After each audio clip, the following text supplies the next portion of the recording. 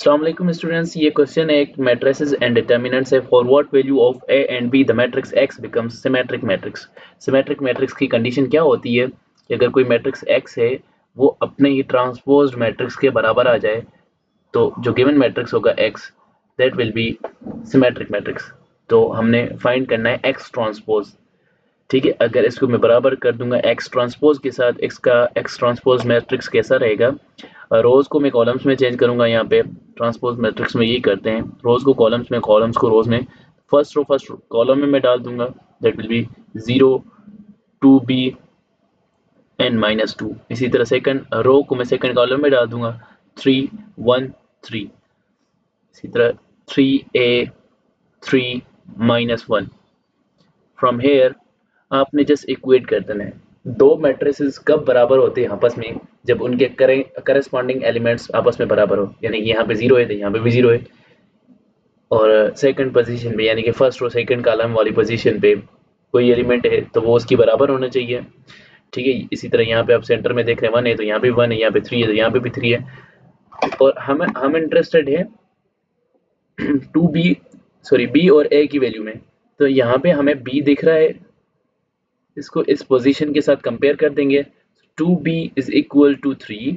From here b is equal to 3/2।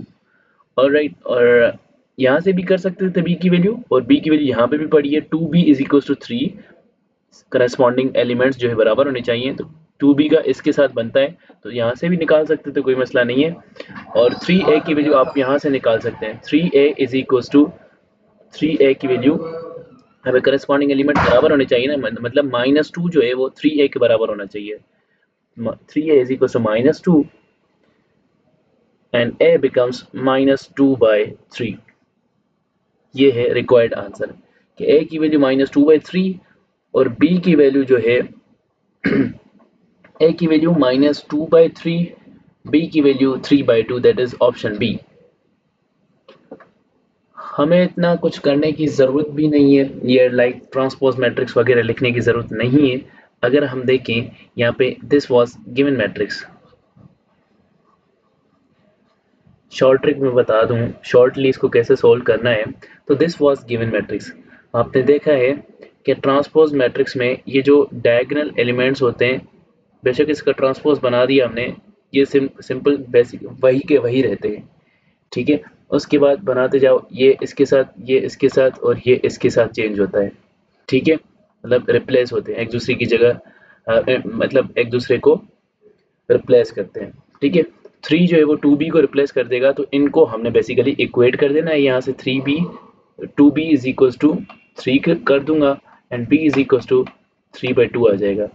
और यहाँ पे इसको आपने इसके साथ करना है। ठीक है, यानी कि करना क्या है, देखें इसकी पोजीशन जो है, यहाँ पे मेन डायगोनल एलिमेंट्स तो सेम है, उसको मैंने इस तरह कर दिया। इसकी पोजीशन चेक करें, ये second row first row second column में आ रहा है, तो ये किसके साथ जाएगा, सेकंड रो फर्स्ट कॉलम के साथ, यानी कि कॉलम्स एंड रोज इंटरचेंज हो जाएंगे, उसके साथ ये जाके इक्वेट होगा सिमेट्रिक बनाने के लिए। सेम फॉर हेयर, इसके लिए आ जाए फर्स्ट रो थर्ड कॉलम में है, तो ये सिमेट्रिक बना के किसके साथ बनाएगा, थर्ड रो फर्स्ट कॉलम के साथ। तो थर्ड रो फर्स्ट कॉलम यहाँ पे है, तो यहाँ पे आप इसको इसके इक्वेट कर देंगे। मैं इसको ब्लू के साथ कर देता हूँ जो हमें रिक्वायर्ड है, और यहाँ पे मैं इसको इसके साथ कर दूंगा। From here what I get is b is equals to 3/2 and 3a is equals to -2, 3a is equals to -2। from here a is equals to -2/3। this is correct answer।